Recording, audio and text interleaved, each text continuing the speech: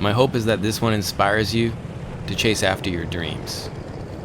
What's sort of the weirdest thing about flying this airplane to get used to? Landing. I guess that's always the case, eh? This is going to be the story of what it's like to be part of a historical aircraft association. That's what we do. We're not flying, right? That's right. Lots of cool, rewarding stuff. Some flying. All right, let's be friends, girl. Here we go, left crosswind. But also a lot of work.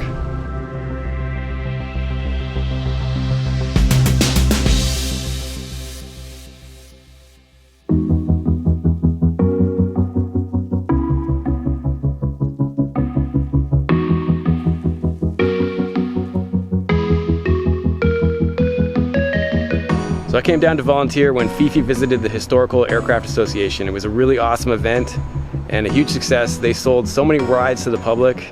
The airplanes basically didn't stop flying for every bit of good weather.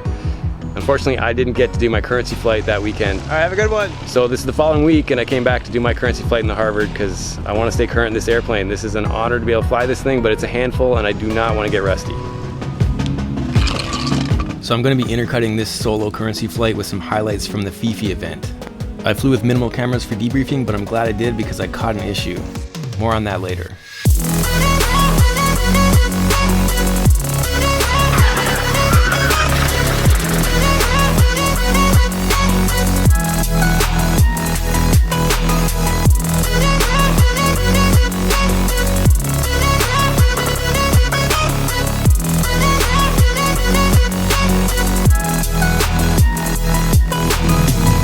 Who you are and what you do. Okay, Ryan Zimmerman. I'm from St. Louis, Missouri, and I'm a new scanner trainee on the B-29 Fifi. My cousin Steve is a pilot on the plane. I didn't get to talk to him last time we worked together, and I was keen to ask Steve how he got started. You know, the CAF's not looking for great pilots necessarily, although we all are, we think. They're looking for good volunteers, and I volunteered for everything I could volunteer for. And the next year they said, hey, would you like to fly the B-29? I said, sure. Wow. Line up and wait, it looks clear left. Steve was already a highly qualified aviator. But even if you're not a pilot and you aspire to be part of something like this, I hope this episode helps inspire you to follow that dream. I got connected with the airplane through my father. He flew B-29s in World War II. I got in my first one when I was 9 years old, and loved the airplane ever since.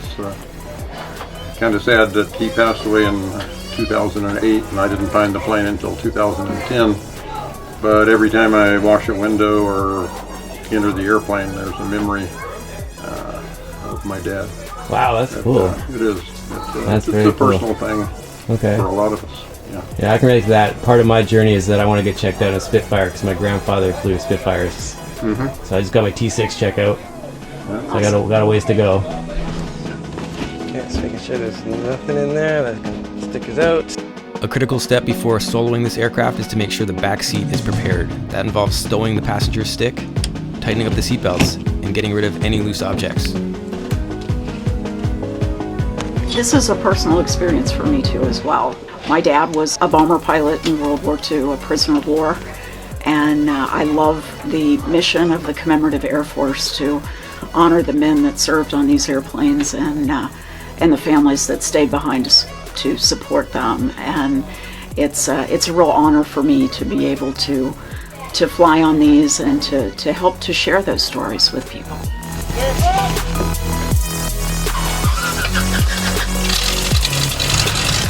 We're lucky to have both a Stearman and a Harvard in the fleet at the CH-2A. These airplanes are a key part of the process to learning to fly WarBirds. I find the physical checklists hard to work with in this cockpit, so one of my objectives today was to test out ForeFlight checklists in this airplane. So it's safe to say that Stearman and T6 are just in the lineage. You have to fly those things. It helps. Yeah, it definitely helps. I flew the Stearman quite a bit on tour with him. Didn't fly the T6 until after I started flying this. Okay. So it's not mandatory, but... Well, let's be honest, the Stearman's harder to land than a T6, right? Yes, Yeah. I believe it is. It can be, anyway. It's scarier to land. The Stearman? Yes. Yeah.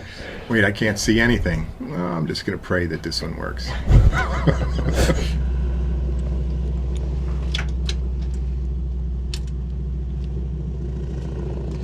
All clear.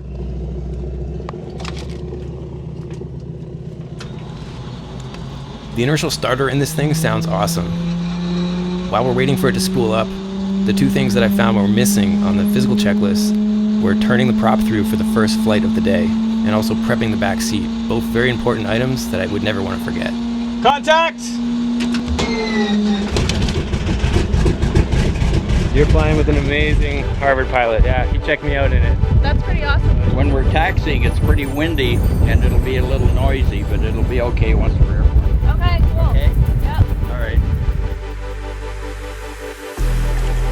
That's Ron going to give a ride in a pretty good crosswind. He's a rock star. People come right up to us and like, oh, I got to bring my kids out there. You flew over my house. I have to see it. And whenever they ask us, you know, which direction you going or how high do you fly, it's, you know, a couple thousand feet because that's our advertisement. You hear this thing coming, you're not really sure what it is. You come out and see it, and then next thing you know, you got to go see it first. Look at that. There's the Harvard, right? Yeah. So right now that's the chief pilot of our association, Ron. He's 86. He's up there giving rides. It's been an honor to learn to fly these airplanes with Ron. He's been a major part of the Canadian Historical Aircraft Association for a long time. So how many rides did you do yesterday, Ron? You know, I'm not sure. What? I think, I'm not sure how. We did 32 altogether. Wow. Having come from a military training background, Ron set the tone to be very welcoming to young pilots. So there's a lot of new guys here that are very excited to be a part of this. Should I throw in 2? We're right at 3. I'll throw 1 and then I'll keep an eye out on the oil. I check it between every flight. So is your favorite part about being a pilot member of this place? Giving rides? Sure, that's a great benefit. That's one of the great bonuses. But and it's pretty rewarding, I guess, to see people react to getting. Yeah, and it's always an honor to be able to serve and share with the public. They get to actually touch history, so it's an honor to be part of that experience when they react to that. So. All right, I won't bug you during your walk around. Sounds good. So I'm highly motivated to build my solo time and get qualified to give rides. It is rewarding to come out here and see, especially when the World War II veterans come out. It's very touching sometimes. They're in wheelchairs or they're in walkers and they're coming out here and we'll ask them if they want to go up in the airplane and their family's like, oh no, they can't go up in the airplane, but they go right up the ladder. They turn into kids again.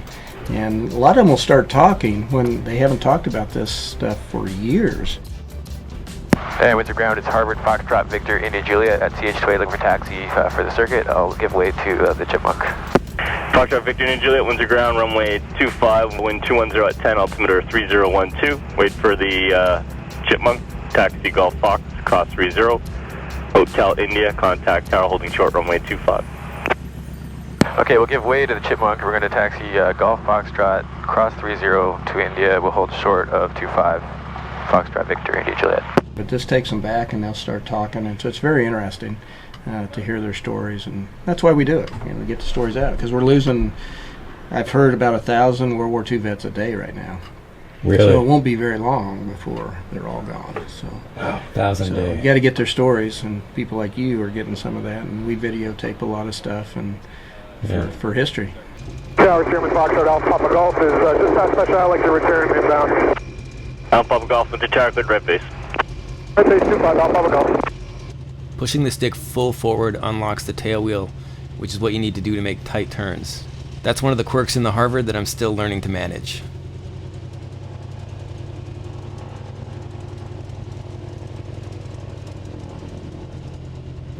Okay, tower, it's Victor, India, Juliet, holding short of 25 at India, ready to go. Don't need a backtrack for the circuit. Victor, India, Juliet, winds are chat at India, line up runway 25 and squawk 1212 airborne. Okay, lining up and squawking 1212, Victor, India, Juliet.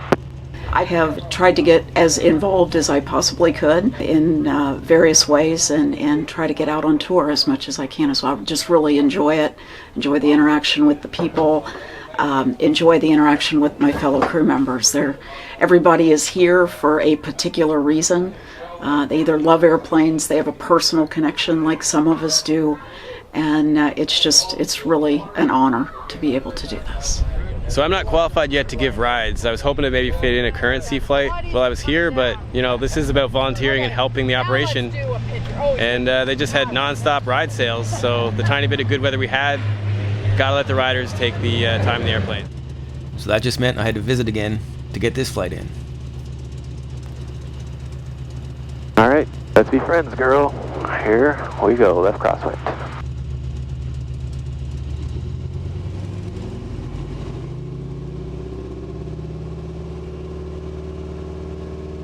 Power set.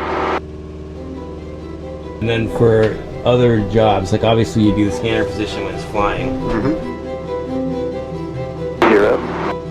So how much do you help work on the airplane or clean the airplane, or what kind of things do you do on the rainy days? I ascribe to the Mr. Miyagi school of B-29 polishing, wax on, wax off.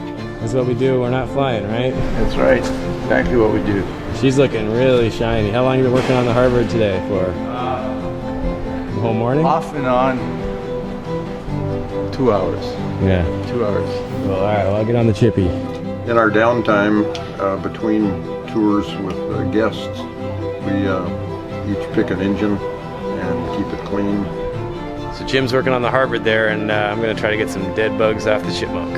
It's a safety thing, but it's also an appearance item that takes about 100 hours of maintenance per flight hour to keep it up and running. I tried for years to find something to do to honor my dad's service, and I think there's a lot of people out there like that. You know, whether it's a grandfather or another family member. I think that's one of the cool things about doing this is we get to meet a lot of family members, and some of them are very moved by the fact that this airplane is here and they can visit it. And I guess if there was something I would like people to know, it's that they do have an opportunity to do what we're doing, and whether it's getting involved at the PX or helping at the ride desk or doing any number of different jobs here, there's a lot of ways to get involved. And if there's a family member that you want to honor their service, you can find a way to do that.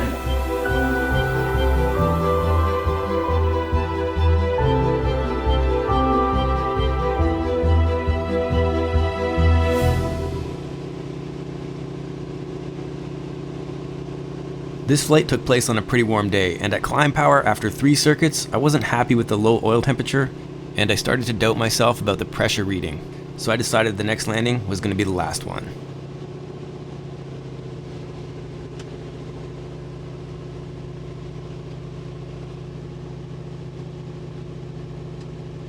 Gears down, fingers paint some lights. So what's sort of the weirdest thing about flying this airplane to get used to?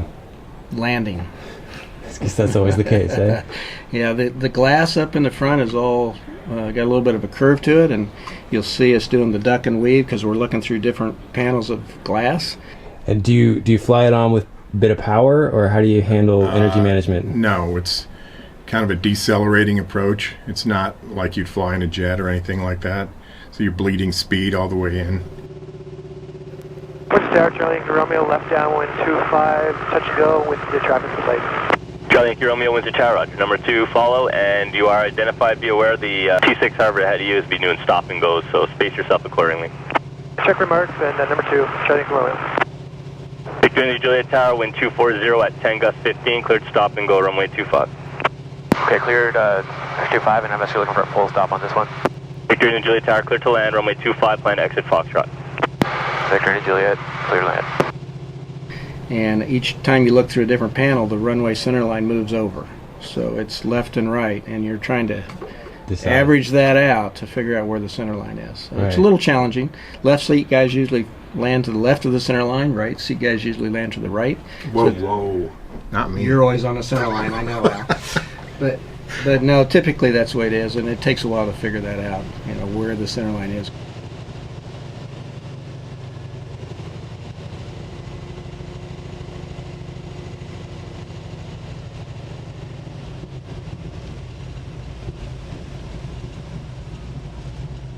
Landed early every time, but anyways. Come over the fence at 125 is usually the speed. And then as you get into the flare, just slightly before, you're calling the engineer to ease the power off. And you can feel it, the props go flat, they're like speed brakes, and you probably ought to have the nose coming up by that time or you're going to have a problem. No, wait. And so when you say you're going to have a problem, what does that mean? You're going to hit on fairly hard if you get in a scenario like that. And my only experience that I can relate to with something like that is like a T6, where if you don't grease it, it punishes you so badly that it's almost a go-around. This is kind of settles in and just lets you know that you had a hard arrival. Okay. You're not going to go around from that scenario. But you'll see it. You'll see it coming. And it's fairly pitch sensitive too. If you're full flaps, you can hit the nose wheel. If you're less than that, you can hit the tail skid. So it's fairly pitch sensitive. The pitch range is minimal. Yeah. Like that, the acceptable range. Acceptable range. Oh, okay. It's probably between +5 is about it. Anything more than that, you're going to get the tail, and 0, you're going to get the nose wheel. Wow. So it's pretty tight range. And if you hit the nose wheel, does it porpoise or does it just deal with it? I haven't done it yet, so I don't know. Kind of deals with it. I've done it. I'm You've going to done admit it. Yeah. I've done it. Okay. It just continues to land. I managed to get 4 acceptable landings done on this flight, but I can tell by the tone of my voice. Flaps identified coming up. I was clearly disappointed to be cutting it short. I usually like to get a couple good ones in, but it was the right call with the oil temperature not reading quite right. Regardless, it was a good workout clearly. My hand was sweaty, and my currency was reset. Alright, so that was a pretty successful test of ForeFlight checklist, comparing it to the real one. Couple tiny tweaks I'm going to make, but I like it. The problem turned out to be an issue with the vernitherm, which is a thermostat controlling the oil that's sent through the oil cooler. It had failed, causing too much oil to be sent through, which resulted in the temperature being lower than the expected norm of 70 degrees Celsius. And this is why it's important to know where your instruments typically read, because even a subtle difference can mean something is really wrong. Yeah, so on the last one I watched it more carefully on final, and when I pulled the power back it did go below the red. I'm like, it's been running in circuits and it's a hot day, why would it not be warmer? Pressure was low, but not low. Anyway, you would think with low temperature you would get high pressure if it had too much oil, right? Yeah. And if it was not enough oil, it'd be high temperature and low pressure.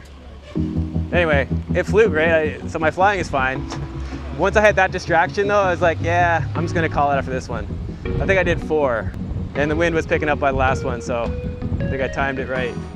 To learn more about how you can join an organization like the Canadian Historical Aircraft Association or the Commemorative Air Force, I've included links in the description as well as the related blog post at flightshops.com. And even if you can't physically be there, a lot of these organizations allow for membership remotely where you can help out, donate, and really make a difference. Massive thanks to sponsors and Patreon supporters for helping create this content. And until next time, keep your flight chops sharp.